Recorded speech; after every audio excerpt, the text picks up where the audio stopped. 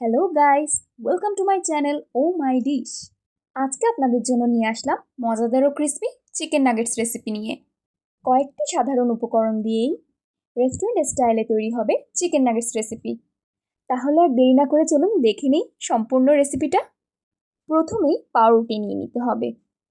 এরপর চারপাশের শক্ত অংশগুলো কেটে বাদ দিয়ে দিতে হবে। এরপর মাঝখানের অংশগুলো স্লাইস করে কেটে নেব।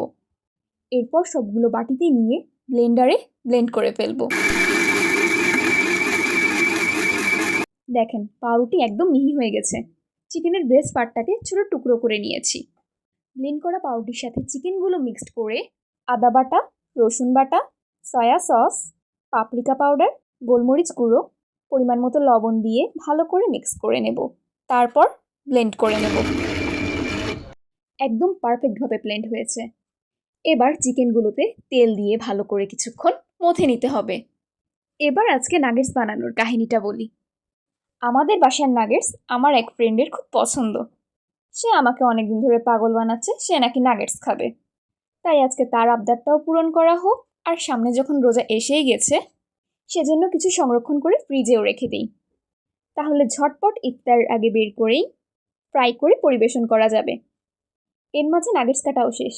পাত্রে ব্রেড ক্রাম্ব নিয়ে নিলাম, ডিম নিলাম, তাতে গোলমরিচ, লবণ, দুধ, ভালোভাবে সবগুলো একসাথে ফেটিয়ে নিতে হবে। এখনই না নাগেটস বানানোর আসল মজার অংশ শুরু। প্রথমে নাগেটসটাকে ফ্যাটানো ডিমে ডুবিয়ে নিতে হবে। তারপর ভালোভাবে ব্রেড ক্রাম্বে জড়িয়ে নেব, যেন চারপাশে সমানভাবে লেগে যায়। এটার কারণেই আসলে নাগেটসটা অনেক বেশি ক্রিস্পি হবে।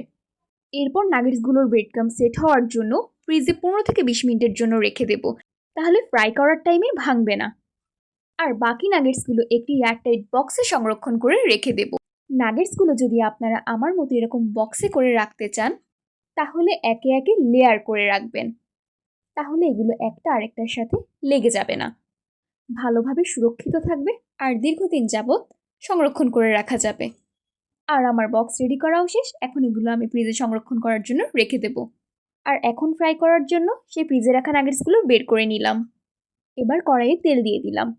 তেলটা গরম হলেই একে একে করে নাগেটসগুলো সব দিয়ে দিলাম ফ্রাই হওয়ার জন্য। মাঝারি আঁচে নাগেটসগুলো ফ্রাই করতে হবে। এতে ভিতরেরটাও ভালো মতো সিদ্ধ হবে আর বাইরের কালারটাও খুব সুন্দর আসবে, দেখতেই পাচ্ছেন। এরই মাঝে চিকেন নাগেটসগুলো ফ্রাই করা শেষ। আমি তো ঘরে বসেই রেস্টুরেন্ট স্টাইলের চিকেন নাগেটস রেসিপিটা বানিয়ে ফেললাম। আপনারাও বানিয়ে অবশ্যই জানাবেন কিন্তু। আর নিজেরাই তখন পার্থক্যটি বুঝতে পারবেন রেস্টুরেন্টের খাবার আর হোমমেড ফুডের। আল্লাহ হাফেজ।